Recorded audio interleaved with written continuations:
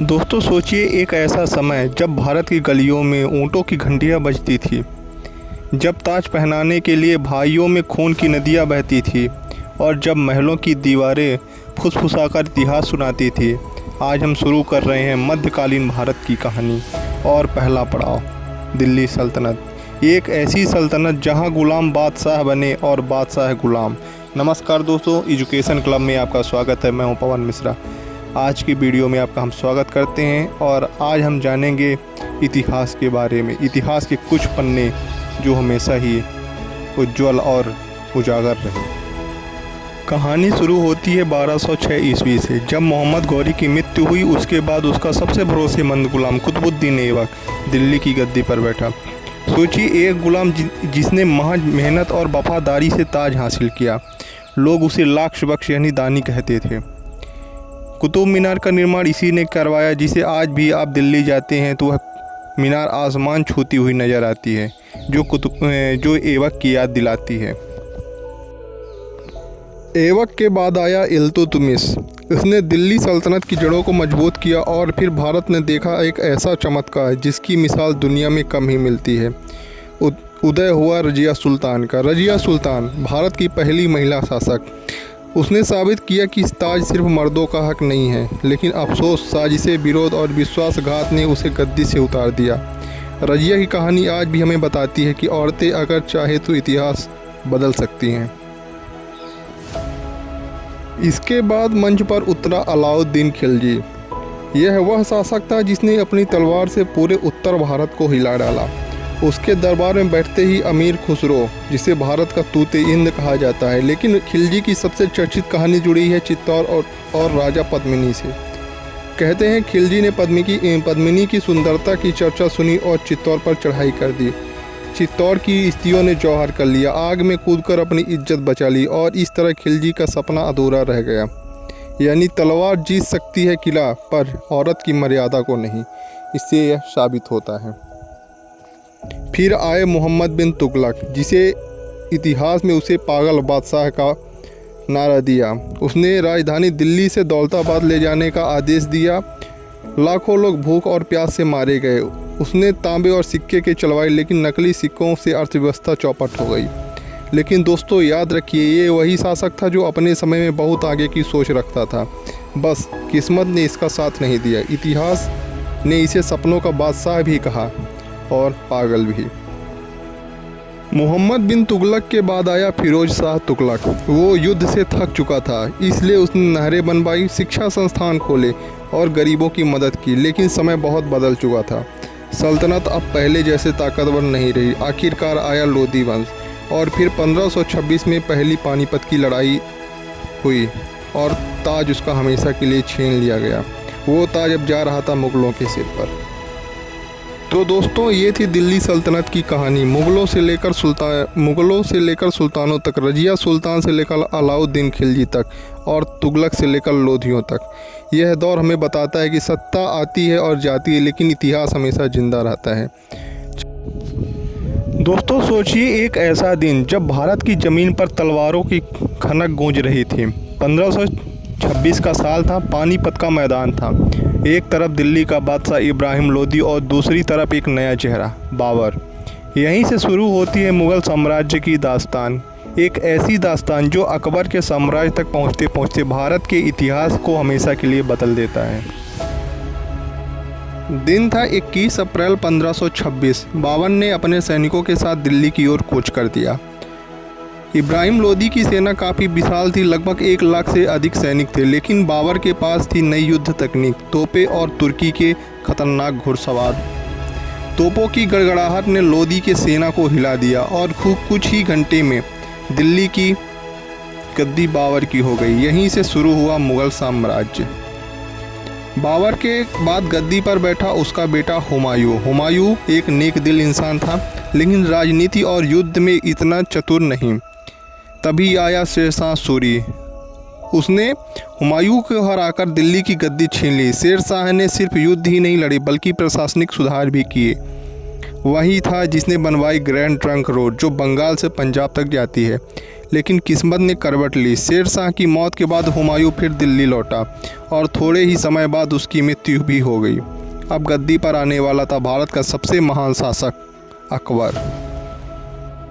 साल था 1556। हुमायूं की मृत्यु होती है और अब गद्दी संभालनी थी एक 13 साल के नन्हे बालक को, जिसका नाम था अकबर। उसके साथ उसका गुरु, उसका सेनापति बैरम खां था। अकबर ने सबसे बड़ी परीक्षा दी। युद्ध पानीपत की दूसरी लड़ाई 1556 में लड़कर उसने अफगान बादशाह हेमचंद विक्रमादित्य द्वितीय यानी हेमू को हराकर शुरू किया। अकबर का वहीं से सुनहरा सफ़र चालू होता है। अकबर सिर्फ किताबों में नहीं बल्कि मैदान-ए-जंग में भी बादशाह था। उसने राजपूतों से दोस्ती की, आमेर के राजा भारमल की बेटी जोधाबाई से विवाह किया, लेकिन एक राजपूत योद्धा ने कभी उसके सामने झुकना स्वीकार नहीं किया। वो थे हमारे वीर महाराणा प्रताप।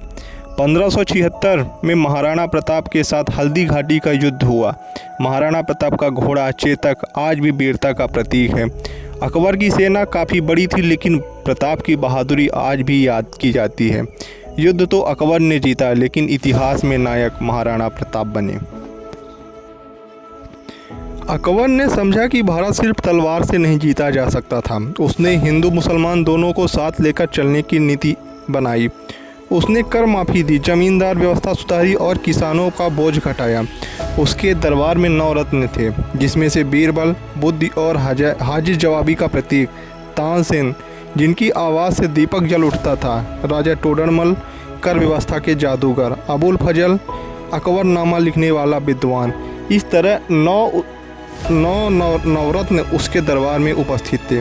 अकबर ने दीन-ए-इलाही नामक धर्म बनाने की कोशिश की, जो सभी धर्मों को एक करने का सपना था। हालांकि यह धर्म ज़्यादा नहीं चल पाया, लेकिन उसकी सोच महान थी। अकबर 50 साल तक भारत का बादशाह बना रहा। वो सिर्फ एक शासक नहीं बल्कि एक दूरदर्शी नेता था। उसके शासन में भारत कला, संगीत, साहित्य और स्थापत्य कला का स्वर्ण युग जी रहा था। उसके बाद गद्दी पर आया उसका बेटा जहांगीर, लेकिन अब अकबर की छवि इतनी बड़ी थी कि आज भी लोग उसे अकबर महान कहते हैं। दोस्तों, अकबर की कहानी हमें सिखाती है कि असली बादशाह वो नहीं जो तलवार से जीते, बल्कि वो है जो दिलों को जीते। तो दोस्तों, ये थी मुग़लों का उदय और अकबर की दास्तान। एक ऐसा शासक जिसने भारत को सिर्फ जीता ही नहीं बल्कि एक नई पहचान दी। दोस्तों, अब अकबर का सूरज ढल चुका था। भारत में नए बादशाहों की कहानी शुरू हुई। ये कहानी है जहांगीर, शाहजहां और औरंगजेब की। तीनों ने मुग़ल साम्राज्य को वैभव से पतन तक पहुंचाया। तो चलिए समय के घोड़े पर सवार होकर चलते हैं इस रोमांचक सफ़र में। साल था 1605, जब गद्दी पर बैठा जहांगीर। अकबर का बेटा था। जहांगीर को न्यायप्रिय कहा जाता था। वो हर मामले को निष्पक्ष था और अदालत में खुद बैठकर फैसले सुनता था। जहांगीर की ज़िंदगी में एक महत्वपूर्ण व्यक्ति थी नूरजहां। नूरजहां ने जहांगीर के शासन में राजनीति की मजबूती दी और अपने परिवार को शक्ति में लाया। लेकिन दोस्तों, न्यायप्रिय होने के बावजूद जहांगीर के समय में मुग़ल साम्राज्य में हल्की अस्थिरता आ रही थी। राजनीति के खेल और राज दरबार की साजिशें बढ़ रही थी। जहांगीर के बाद 1628 में गद्दी पर बैठा उसका बेटा शाहजहां। शाहजहां का नाम मुग़ल स्थापत्य कला के लिए हमेशा याद रखा जाएगा, क्योंकि उसने ताजमहल, जो अपनी पत्नी मुमताज़ महल की याद में बनवाया। सफ़ेद संगमरमर नक्काशी और बाग बगीचे इसमें देखने को मिलते हैं। शाहजहां ने स्थापत्य कला की नई ऊंचाइयां दी। लाल किला, जामा मस्जिद, ये सब शाहजहां के शासन में बने। लेकिन दोस्तों, कहानी सिर्फ वैभव की ही नहीं, दरबार में साजिशें और बेटे के संघर्ष ने बादशाह की नींव हिला डाली।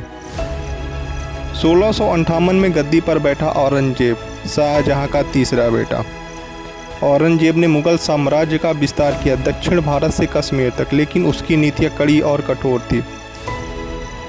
उसने मंदिरों पर पाबंदी लगाई, स्वतंत्र राजपूतों पर दबाव डाला और धार्मिक नीतियाँ जजिया कर फिर से लगाया। औरंगजेब ने साम्राज्य को सैन्य ताकत से मजबूर किया, लेकिन हृदय से कमज़ोर कर दिया। इसके परिणाम स्वरूप क्षेत्रीय शक्तियाँ जैसे मराठा, सिख और दक्कन के साम्राज्य बढ़ने लगी। 1707 में औरंगजेब की मृत्यु के बाद मुग़ल साम्राज्य की शक्ति धीरे धीरे कमज़ोर होने लगी। राजनीतिक लड़ाइयाँ, दमनकारी नीतियां और असंतोष ने साम्राज्य को ढहने पर मजबूर कर दिया। मुगल वैभव का युग समाप्त हुआ, लेकिन उसकी कला, स्थापत्य, संगीत और संस्कृति आज भी भारत की पहचान है। इतिहास हमें सिखाता है सिर्फ शक्ति से शासन नहीं चलता, बल्कि न्याय, संस्कृति और जनता का विश्वास भी जरूरी है। दोस्तों, हम पहुंच चुके हैं मध्यकालीन भारत की आखिरी और सबसे रोमांचक कड़ी पर, जहां मुगलों का वैभव और पतन हुआ, वहीं महाराष्ट्र की पहाड़ियों में उठ रहा था एक नया सितारा, छत्रपति शिवाजी महाराज। ये कहानी है तलवार, रणनीति और गर्जना की। तो चलिए शुरू करते हैं इस साहसिक सफ़र को। साल 1630 भारत के पश्चिमी इलाके पुणे और रायगढ़ की पहाड़, जहां जन्मा था एक बालक छत्रपति शिवाजी महाराज। उसके पिता शिवाजी राजाओं के काबिल और वीर थे। शिवाजी ने बचपन में ही पहाड़ों की तलवारबाजी और रणनीति सीख ली। बाल्यकाल में उसने मुगलों और आदिल शाह के अत्याचार से सोचा कि लोगों को एक हिंदवी स्वराज्य बनाकर देगा। शिवाजी ने अपनी सेना बनाई, छोटे छोटे दुर्गों से तेज गति से हमला करने वाली सेना, जिसे गुरिल्ला युद्ध की नीति से परिपूर्ण किया। मुगलों और आदिल शाह के लिए पहाड़ों की ये सेना चमत्कार बन गई। शिवाजी के युद्ध में सबसे प्रसिद्ध था सिंहगढ़ का युद्ध। दोस्तों, उसका घोड़ा चितक आज भी वीरता का प्रतीक है। शिवाजी ने सिर्फ युद्ध नहीं लड़ा, बल्कि अपने प्रशासन और जनता के लिए नीतियां भी बनाई।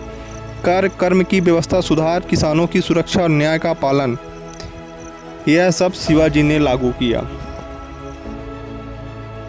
1674 में शिवाजी महाराज ने राज्याभिषेक किया। वो केवल एक योद्धा नहीं थे, बल्कि एक दूरदर्शी नेता भी थे। मराठा साम्राज्य अब मजबूत हो चुका था। शिवाजी की नीति, युद्ध में वीरता, शांति में न्याय, सैनिक और जनता दोनों में इसका गहरा नाता था। और यही वजह थी मराठा शक्ति तेजी से बढ़ी, मुगलों के लिए सामने चुनौती बनकर आई। औरंगजेब के लंबे शासन के बाद मुगल साम्राज्य धीरे धीरे कमज़ोर होने लगा। राजनीतिक लड़ाइयाँ, कर और धर्म की कठोर नीतियाँ साम्राज्य को ढहने पर मजबूर कर रही थीं। ठीक इसी समय मराठाओं ने अपने राज्य को मजबूत किया। शिवाजी की मृत्यु के बाद भी उनके वंशज और पेशवाओं ने मराठा साम्राज्य को बढ़ाया, यानी स्वतंत्रता की चिंगारी अब जल चुकी थी। शिवाजी की तलवार और रणनीति ने भारत के इतिहास में गहरी छाप छोड़ी। मराठों ने मुगलों को चुनौती दी और आने वाले समय में स्वतंत्रता संग्राम की नींव रखी। इतिहास हमें बताता है सिर्फ शक्ति और वैभव ही महत्वपूर्ण नहीं होते। सच्चा नेतृत्व वो होता है जो जनता के लिए खड़ा हो, न्याय करे और देश की मिट्टी से जुड़ा हो। दोस्तों, ये थी मध्यकालीन भारत की अंतिम कहानी। गुलामों से सुल्तानों तक, मुगलों के वैभव से शिवाजी की गर्जना तक, इतिहास हमें सिखाता है वीरता, न्याय और आत्मसम्मान हमेशा जीवित रहते हैं। वीडियो को लाइक और शेयर कीजिए और हमारे चैनल को सब्सक्राइब कीजिए, क्योंकि हम लेकर आएंगे आधुनिक भारत और स्वतंत्रता संग्राम की रोचक कहानियाँ। तब तक के लिए धन्यवाद और अपना ख्याल रखें।